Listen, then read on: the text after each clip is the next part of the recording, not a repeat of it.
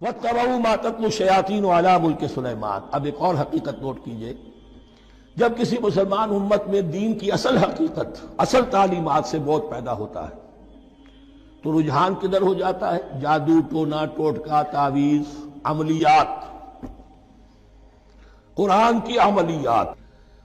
قرآن اترا تھا کسی اور کے لیے، کام کے لیے، یہ اس کو ذریعہ بناتے ہیں دشمن کو ذیل کرنے کے لیے۔ محبوب آپ کے قدموں میں آ کر گرے گا، عمل قرآنی ہے، اتنے 100 روپے کا آپ لے جائیے تو مل جائے گا۔ یہ دندے ہمارے ابھی چل رہے ہیں، خوب چلتے ہیں، اور میں سمجھتا ہوں کہ سب سے زیادہ فلرشنگ کاروبار جو ہے وہ اس طرح کا ہے۔ ہینگ لگے نہ پھٹکڑی، نہ آپ کو کوئی اس میں محنت کرنے کی ضرورت ہے، نہ اس کے اندر آپ کو انویسٹ کرنے کی ضرورت ہے، اور کاروبار چلتا۔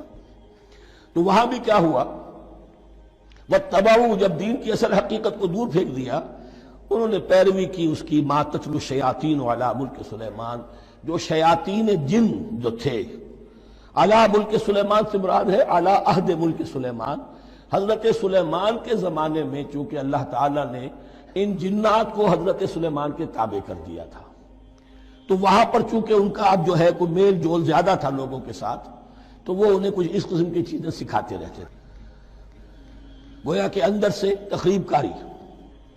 وَاتَّبَعُوا مَا تَتْلُو الشَّیَاطِینُ عَلَىٰ مُلْکِ سُلَیمان وَمَا كَفَرَ سُلَیمَانُ وَلَٰکِنَّ الشَّیَاطِینَ كَفَرُوا۔ اور سن لو، سلیمان نے کبھی کفر نہیں کیا، بلکہ یہ شیاطین تھے کہ جو کفر کرتے تھے۔ جادو کفر ہے، لیکن آپ کو نقش سلیمانی آج تک بھی لفظ ملے گا، نقش سلیمانی۔ آج بھی مسلمان بھی ان چیزوں کو حضرت سلیمان کی طرف منسوب کر رہے ہیں، وہ ظلم اب بھی جاری ہے۔ وَمَا كَفَرَ سُلَيْمَانُ وَلَٰكِنَّ الشَّيَاطِينَ كَفَرُوا يُعَلِّمُونَ النَّاسَ السِّحْرَ، وہ لوگوں کو جادو سکھاتے تھے۔ وَمَا أُنزِلَ عَلَى الْمَلَكَيْنِ بِبَابِلَ هَارُوتَ وَمَارُوتَ، اور جو کچھ نازل کیا گیا دو فرشتوں پر، ہاروت اور ماروت پر، بابل میں۔ بابل یہ ہے پرانا عراق، بیبیلونیا۔ نبوکدنضر بھی بیبیلونیا کا بادشاہ تھا، نمرود بھی بیبیلونیا کا بادشاہ تھا۔ عراق کے بادشاہوں کا لقب ہی تھا نمرود، نماردہ اس کی جمع ہے۔ تو حضرت سلیمان کی حکومت جب تھی تو وہاں پر یہ لوگ جنات جو ہیں وہ اس قسم کی تخریب کاری کر رہے تھے، تو اللہ تعالیٰ نے آخری آزمائش کے لیے دو فرشتوں کو زمین پر اتارا، اور وہ انسانی شکل میں لوگوں کو جادو سکھاتے تھے، بتاتے بھی جاتے تھے دیکھو جادو کفر ہے، ہم سے مت سیکھو، لیکن اس کے باوجود لوگ سیکھتے تھے۔ تو گویا کہ ان پر اتمام حجت ہو گیا کہ اب ان کے اندر خباثت جو ہے پوری طریقے سے گھر کر چکی ہے۔ وَمَا يُعَلِّمَانِ مِنْ أَحَدٍ، اور وہ نہیں سکھاتے تھے کسی کو بھی، حَتَّىٰ يَقُولَا إِنَّمَا نَحْنُ فِتْنَةٌ فَلَا تَكْفُرْ، یہاں تک کہ وہ کہہ دیتے تھے کہ دیکھو ہم تمہاری آزمائش کے لیے بھیجے گئے ہیں، ہم فتنہ ہیں، تو تم کفر مت کرو۔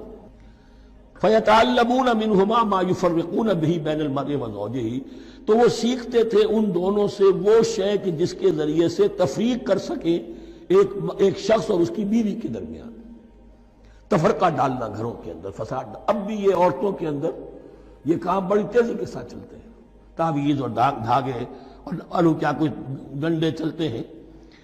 وَمَا هُمْ بِضَارِّينَ بِهِ مِنْ أَحَدٍ، اور نہیں تھے وہ ضرر پہنچانے والے کسی کو کچھ بھی، إِلَّا بِإِذْنِ اللَّهِ۔ ایمان کا تقاضا یہ ہے کہ چاہے کوئی دوا ہو وہ بھی بِإِذْنِ رب کام کرے گی، ورنہ نہیں۔ کوئی اور اسباب طبیعیہ ہیں، ان کے بھی اثرات ظاہر ہوں گے اگر اللہ چاہے گا، اس کے بغیر کچھ نہیں ہو سکتا۔ جادو کا بھی اثر ہوگا تو اللہ کے اذن سے ہوگا۔ تو بندہ مومن کو ڈٹے رہنا چاہیے اور مقابلہ کرنا چاہیے۔ وَمَا هُمْ بِضَارِّينَ بِهِ مِنْ أَحَدٍ إِلَّا بِإِذْنِ اللَّهِ وَيَتَعَلَّمُونَ مَا يَضُرُّهُمْ وَلَا يَنفَعُهُمْ، اور وہ سیکھتے تھے ان سے وہ چیزیں جو ان کے لیے مضرت بخش تھی، ضرر پہنچانے والی، اور انہیں نفع نہیں پہنچاتی تھی۔ وَلَقَدْ عَلِمُوا لَمَنِ اشْتَرَاهُ مَا لَهُ فِي الْآخِرَةِ مِنْ خَلَاقٍ، حالانکہ یہ بات ان کے علم میں آ چکی تھی کہ جس نے بھی اس چیز کو حاصل کیا، جادو سیکھا، اس کا پھر آخرت میں کوئی حصہ نہیں ہے۔ وَلَبِئْسَ مَا شَرَوْا بِهِ أَنفُسَهُمْ، اور بری تھی وہ چیز جس کے لیے انہوں نے اپنے آپ کو فروخت کر دیا۔ لَوْ كَانُوا يَعْلَمُونَ، کاش کہ انہیں علم ہوتا۔ وَلَوْ أَنَّهُمْ آمَنُوا وَاتَّقَوْا، اور اگر وہ ایمان رکھتے اور تقوی کی روش اختیار کرتے، لَمَثُوبَةٌ مِّنْ عِندِ اللَّهِ خَيْرٌ، تو بدلہ پاتے اللہ کی طرف سے بہت ہی اچھا، بہت خیر۔ لَوْ كَانُوا يَعْلَمُونَ، کاش کہ ان کو معلوم ہوتا۔